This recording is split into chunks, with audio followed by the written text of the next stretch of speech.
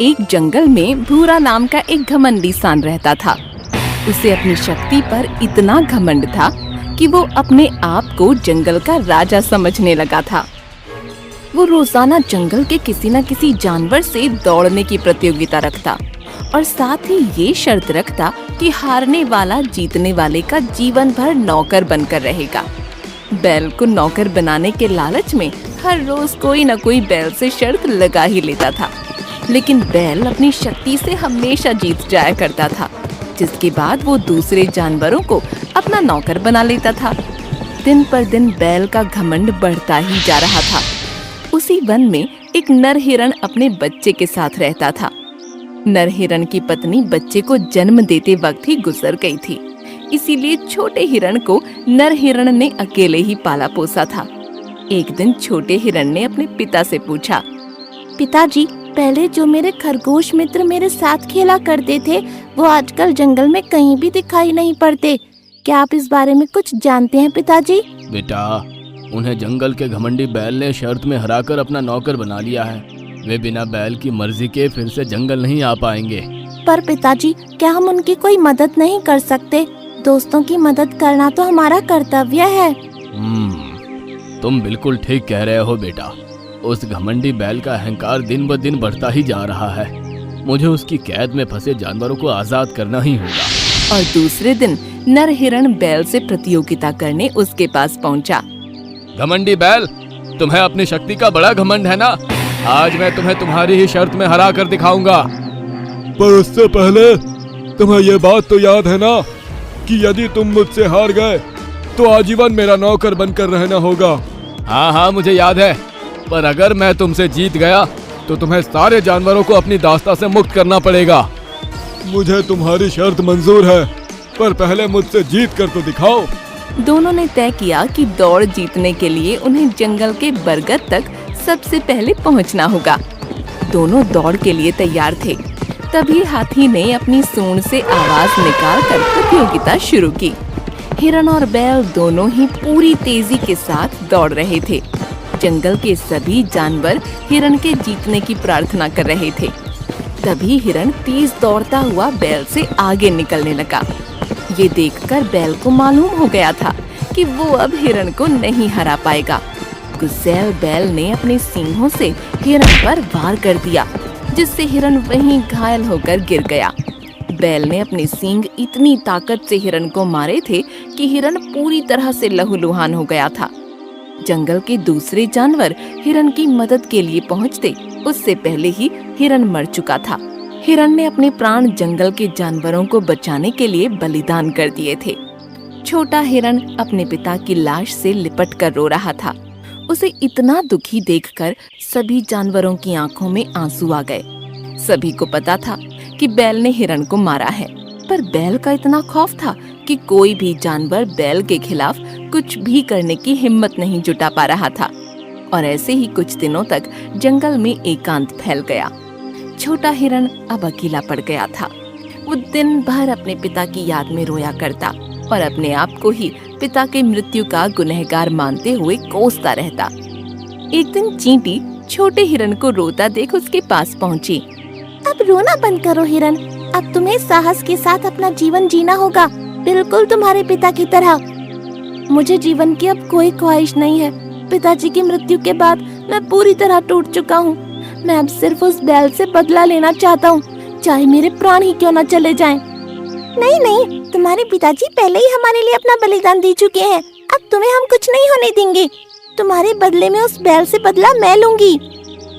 पर तुम तो बहुत छोटी हो, बैल की शक्ति के आगे तुम कैसे टिक पाओगी? हर बार केवल शक्ति लगाना ही पर्याप्त नहीं होता, कभी कभी हमें सूझबूझ और अक्ल से भी काम लेना चाहिए। और दूसरे दिन चींटी बैल को चुनौती देने उसके पास पहुंच गई। बैल चींटी की बातें सुनकर हंसने लगा। इतने दिन बाद मुझे कोई चुनौती देने पहुंचा, और वो भी एक छोटी चींटी। लगता है तुम्हें पता नहीं, आसपास के 5 जंगलों में भी मुझसे तेज कोई नहीं दौड़ पाता है, और तुम्हें तो मैं यूं ही हरा दूंगी। बैल चींटी का आत्मविश्वास देखकर सोच में पड़ गया और मन ही मन सोचने लगा कि अगर ये चींटी सचमुच मुझसे तेज हुई तो मैं इसे अपने पैरों से कुचल कर मार दूंगा। बैल दौड़ के लिए तैयार हो गया। आसपास खड़े सभी जानवर चींटी को आश्चर्य से देखने लगे। वो भगवान से यही उम्मीद कर रहे थे कि किसी तरह चींटी की जान बच जाए। चींटी पूरे आत्मविश्वास के साथ एक पत्ते पर खड़ी थी। सभी जानवरों के लिए ये बहुत अजीब था कि तभी हाथी ने अपनी सूंड उठाई और आवाज निकालकर दौड़ शुरू की। हाथी की फूंक के कारण पत्ती पर बैठी चींटी पत्ती के साथ बड़ी तेजी से हवा में उड़ गई और दौड़ के आखिरी छोर तक जा पहुंची। बैल को इसका अंदाजा भी नहीं था कि चींटी दौड़ जीत चुकी है। वो लगातार भाग रहा था और उसे ऐसा लग रहा था कि वो चींटी को पीछे छोड़ चुका है।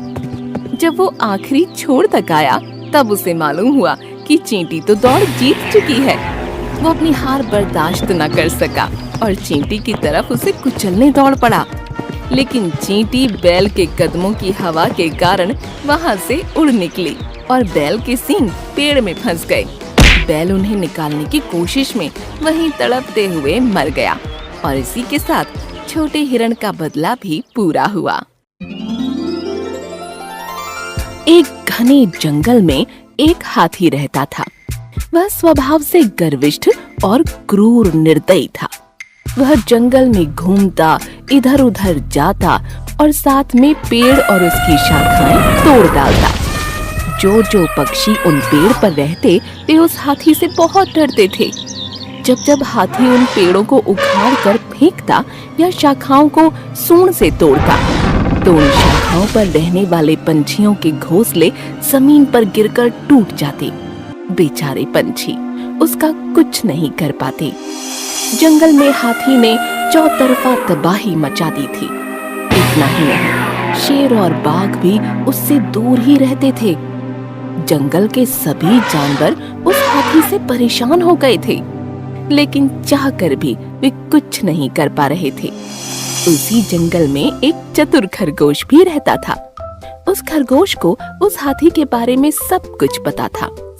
खरगोश ने उस हाथी को सबक सिखाने की ठान ली और उसने जंगली जानवरों की एक सभा बुलाई और कहा, इस दुष्ट हाथी का अब कुछ करना होगा। इसने इस जंगल के सभी प्राणियों को परेशान कर रखा है। अब मुझे इसका कुछ करना होगा। ऐसा कहकर खरगोश वहाँ से चला जाता है। एक दिन खरगोश उस हाथी के पास जाता है और उससे कहता है, महाराज, आपसे कुछ जरूरी वार्तालाप करना है क्योंकि ये हमारे जीने और मरने का प्रश्न है। हाथी ये सुनकर गुस्से से बोला, तुम कौन हो और यहाँ क्यों आए हो? भाग जाओ यहाँ से, वरना जान से हाथ धो बैठोगे। महाराज, तनिक सुन तो लीजिए। मैं जंगल के सभी प्राणियों का प्रतिनिधि बनकर आपके पास आया हूँ। हम सभी जानवर चाहते हैं कि आप हमारे महाराज बन जाओ और इस जंगल पर राज करो। कृपया मेरा प्रस्ताव स्वीकार कर लो और हमें आपकी सेवा करने का मौका प्रदान कर दो। खरगोश ने बड़े मीठे बोलों में कहा। हाथी ये सुनकर बहुत खुश हो गया और बड़े गर्व से उसने अपनी सूंड को उठाकर खरगोश की तरफ देखा। खरगोश आगे बोला, मैं यहाँ आपको लेने के लिए आया हूँ। आप मेरे साथ चलिए। आपका राज्याभिषेक समारोह जंगल के बीचों बीच रखा है। वहाँ सभी जानवर आपका बेसब्री से इंतजार कर रहे हैं। अपने होने वाले नए महाराज का इंतजार कर रहे हैं। ये सुनकर हाथी बहुत खुश हो गया। उसका हमेशा से सपना था कि वो एक दिन इस जंगल का महाराज बने। उसने सोचा कि राज्याभिषेक समारोह उसके लिए गर्व की बात है, इसलिए वह उस खरगोश के साथ चलने के लिए तैयार हो गया। चलिए महाराज, आपका सभी प्राणी वहाँ इंतजार कर रहे हैं। मेरे पीछे पीछे आ जाइए। खरगोश बोला। वे दोनों जंगल के रास्ते चलने लगे। आगे आगे खरगोश और पीछे पीछे हाथी। चलते चलते वे दोनों जंगल के एक तालाब के पास आ गए। उस तालाब का परिसर पूरी तरह दलदल से भरा था। खरगोश का वजन कम था, इसलिए उसे उस दलदल से चलने में ज्यादा परेशानी नहीं हुई। हाथी भी उसी दलदल से आगे बढ़ने लगा, पर हाथी का वजन ज्यादा होने के कारण वह उस दलदल में और फंसता गया। जितना वह उस दलदल से निकलने की कोशिश करता, उतना ही वो उस दलदल में फंसता जा रहा था। वह घबरा गया और खरगोश से बोला, मित्र मित्र मेरी मदद करो, मैं इस दलदल में फंसता जा रहा हूँ। अब मेरे राज्य अभिषेक समारोह का क्या होगा? तुम्हारे सभी साथियों को यहाँ बुलाओ, मुझे इस दलदल से निकालने के लिए। मैं तुम्हारी कोई मदद नहीं कर सकता, तुम इसी लायक हो। तुम्हें कुछ पता भी है तुमने जंगल के प्राणियों के साथ कितना बुरा व्यवहार किया है? तुमने पेड़ की शाखाएं तोड़ी, उन शाखाओं पर छोटे छोटे पंछियों के घोंसले और अंडे थे जो तुम्हारी वजह से टूट गए। तुमने बेजुबान छोटे छोटे प्राणियों को अपने पैरों तले कुचल दिया, बड़ी बेरहमी से मार दिया। हम सब रो रहे थे, दया की भीख मांग रहे थे, पर तुमने कुछ भी तरस नहीं खाया और अब तुम तुम्हारी जान की भीख मांग रहे हो। मुझे तुम्हें ये बताते हुए खेद है कि तुम्हारा राज्याभिषेक नहीं हो सका, लेकिन तुम्हारा दाह संस्कार अवश्य होगा। अलविदा। ऐसा कहकर खरगोश वहां से चला गया और इधर हाथी धीरे धीरे उस दलदल में और फंसता गया और उसकी मौत हो गई। तो दोस्तों, इस कहानी से हमें ये पता चलता है कि अत्याचारी को भी अपनी कयामत भोगनी पड़ती है।